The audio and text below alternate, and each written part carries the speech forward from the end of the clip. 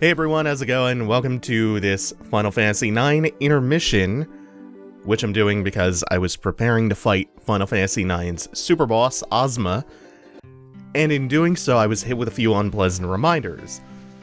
Ozma requires you to do that friendly monsters side quest. We saw the ladybug outside of the Black Mage Village. I think that's the only friendly monster made it into the LP. You have to do all of those in order to unlock the attack command against it, which is pretty bad.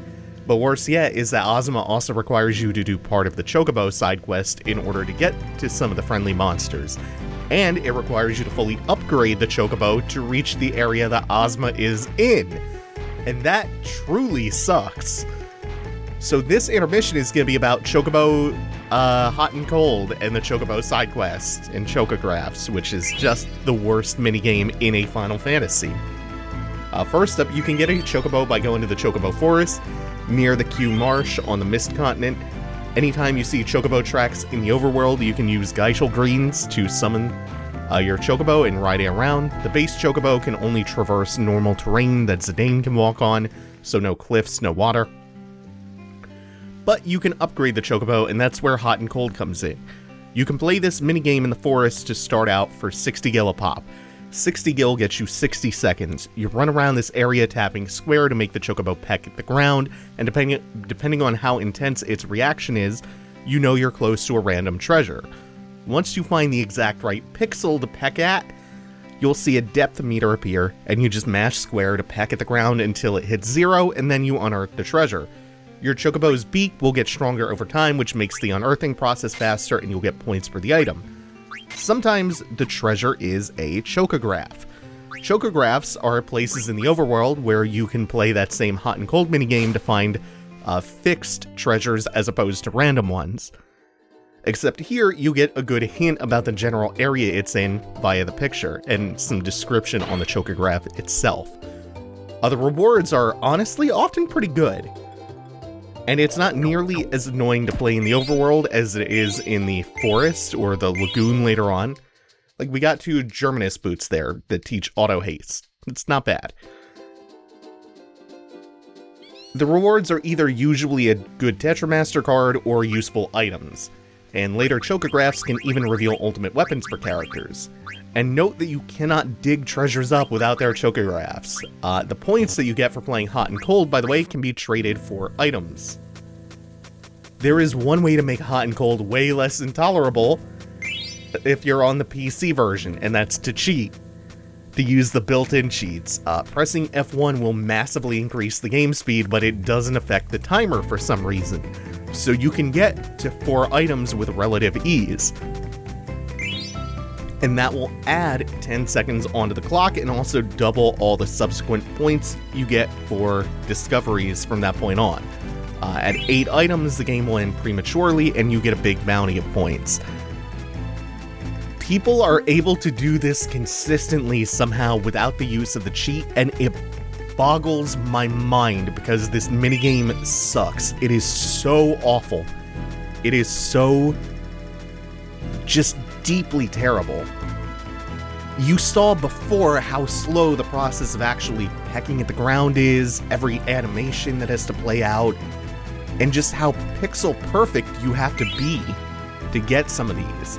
So to be able to triangulate the position of a treasure within a 60 to 70 second time window, and to be able to do that 8 times in that short time span is ridiculous to me. So cheating is the way to go. Cheating makes this very, very simple. Although it does involve a lot of button mashing.